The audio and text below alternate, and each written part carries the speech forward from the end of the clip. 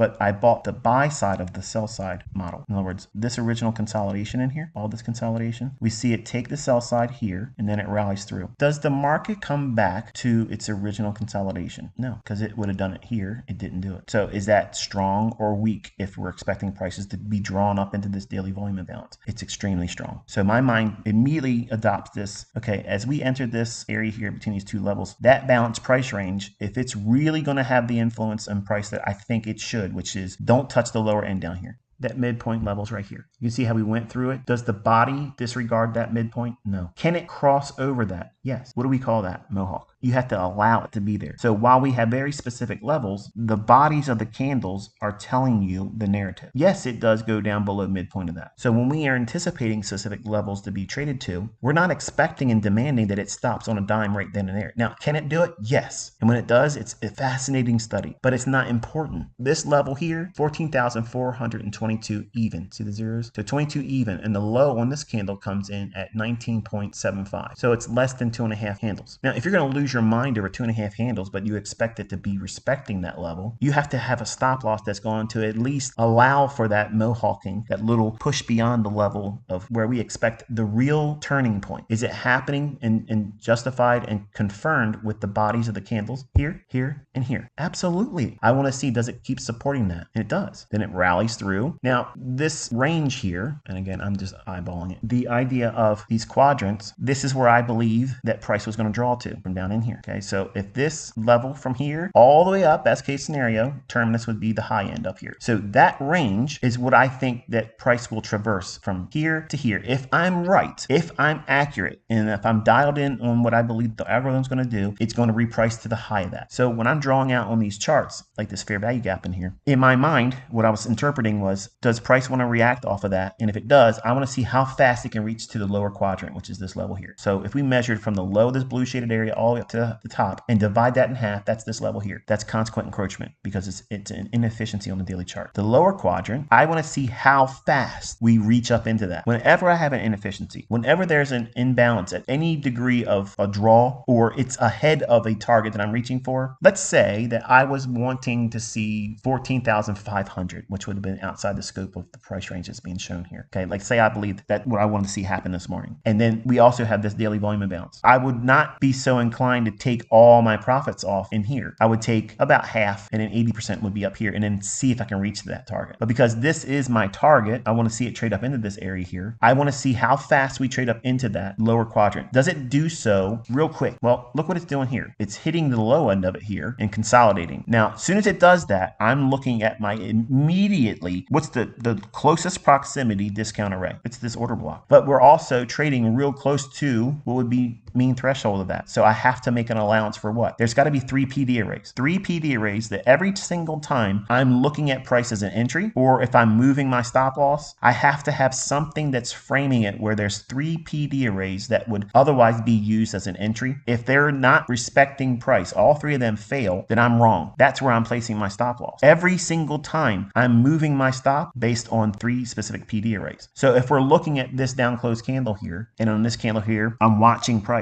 While I'm not using it as an entry because we're in the target, the low end of where I was seeing it as a draw. We can't take a we can't take a pyramid there. We got to be in the mindset of taking partials. So as it's digging in to this blue shaded area, I'm measuring how much time it takes to get to the first lower quadrant. We hit it here on the low end of the blue shaded area. We consolidated. We have 1 discount array here. How's that a discount array if we're so far away from your entry? Because this is unrealized up here. The upper part of that shaded area, remember I was talking about this is a implied dealing range. It means it's not there yet. So if I'm buying down here and I think that the market's likely to draw all the way up here, best case scenario, which is the terminus level, the upper quadrant or upper level of that blue shaded area, that's what I anticipate seeing price do. I want to see it traverse from here all the way up to here. And I'm willing to submit to the time that it takes to get there. But is it logical? Is it sound money management and trade management for me to just simply demand that's all I get out of the trade? No, absolutely not. So if there's an element of time that's being a large influencing factor in when price is going to do something, it's important for you to understand where they are. Not trade on the basis of patterns for the pattern's sake. The importance is knowing what the market is drawing towards. Why should it have gone up into this blue shaded area at all today? Because we're extremely oversold and we don't need an indicator to tell us that on the daily chart. It's been pressed down a lot all last week and for a month or so. It's gone down. We outlined quarterly shifts that takes what? Months to develop and deliver. A macro are small little intervals in time. They're always 20 minutes. There's a 20-minute cycle that at specific times of the day, if this macro is going to be employed, and there are times when it won't, that's where I'll get it wrong. Just the separation between these two candlesticks here.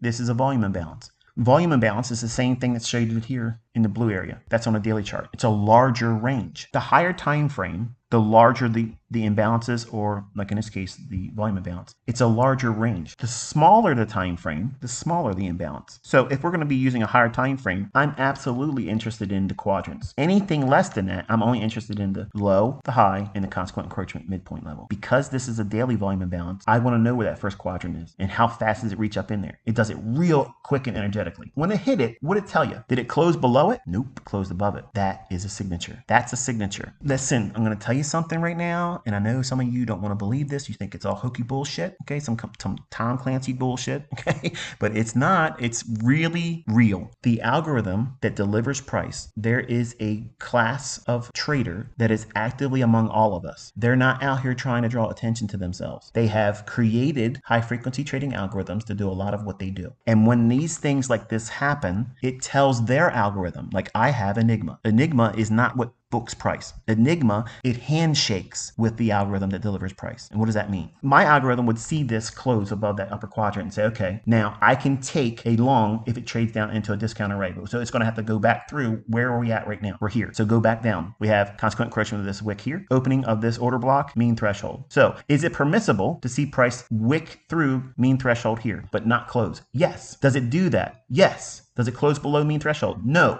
Does it close below the volume imbalance here? No. So where's price going to go? Higher. Every other person that is deemed smart money, central bank level, cannibalizing traders, okay, they're out there doing these things, high frequency all day long. They're entering on this because they see this was the qualifier to say, okay, we're going to go higher. Now, if it would have closed below this quadrant level there, they're not going to take that trade. They're not going to be in it. Even if it does go up a little bit higher here, it might go there and then roll right back out of it. That's why these things are important. That's why I'm teaching it to you. Those are the little telltale signs that I call a signature that we're looking for in price. If it's not there, I'm not taking the trade. If it's not there, I'm not holding the trade. If it's not there, I'm not going to reach for another objective to take a partial. Where's the next level in quadrant? It's the consequent encroachment. It reaches energetically right here. Where's the close on it? Above it. What's that telling you? It's going to keep going up. That's logic, folks. That's how it's done. That's real fucking order flow. Upper quadrant. Does it close above it? Oh, hell yeah. So that means it's going to reach for what? The upper end of the inefficiency, that blue shaded area. All right, if you look at this low here, this is just swing projections. So if you're looking at just these 2 points here, this low and this high, if price were to break through that, we can anticipate all of these levels here. Now, I use these levels like this one here is close to that one right there. That's what? It's the first quadrant of that daily volume imbalance. And that's why we see it hit there and it consolidates. Then reaching up into -3 standard deviation, we get 1, 2, 3, 4 times outside of these candlesticks. It's really trying to get to that level. I'm looking for these kind of agreements, these confluences of where certain PD arrays and those levels within a PD array, where there's a collection of them, where they're coming together in a convergence, that's more impactful. The algorithm that causes the high and low of the form, that's predetermined before anything happens in the day, the high and low is already predetermined. It's already predetermined. All right, so, okay, we're looking at the aspects of Mohawks, okay? Trading outside the levels, coloring outside the lines, if you will. That's what I refer to as something that's permissible. That means we don't look at it as less than efficient. We don't look at it as less than precision. We don't look at it as noise. We anticipate very specific things to see price draw to. If this inefficiency here that's shaded in blue is on the daily chart, that means that we're going to be now considering its quadrants because it's large enough to be referring to it. Contrast that with this down here, okay? It's so small, it's not essential. There's not much of a difference between between the low, the high, and let me scrunch it back up so you can see. It's the balanced price range over here that's going to act just like an inversion fair value gap. Trades down into what? If it's an inversion fair value gap, we want to see it respect consequent encroachment, which is midpoint. Can it trade to the lower end? Yes, but it's not likely to do that if it's coupled with a balanced price range where price goes up and down. So it's traversed between these two price points of this candle's body and this candle's body and that one. It's offered buy side and sell side. So it's efficiently delivered and booked price between those two price levels. But your stop loss has to be at least considering the fact that it can do this little mohawk thing. It can do that right to that low if it's an inversion fair value gap. So in other words, it can create just one tick or two below that. But it's not likely, highly probable that it won't do that because it's coupled to a balanced price range where price has gone up and down within those very specific price points. That's why consequent encroachment stops it here and stops it here. The bodies confirm while you're watching price because it doesn't close below the consequent encroachment. So if we're anticipating and allowing for a mohawk, something that's just outside the lines of what we're anticipating and seeing as impactful, noteworthy in the trade, in the tape reading, in the price delivery, we're not reducing its level of precision. When it does this, we are already expecting it. That's all that this is right here. This right here on a 1 minute chart, you can see the bodies of the candles here, but if you go up to like a 5 minute chart, that's just going to be a wick. See how it's a wick? So this is a mohawk inside of the daily volume imbalance. The algorithm is going to determine the high and low of the day before we start trading in midnight, New York local time. At that moment, right then and there, the high and low is already predetermined.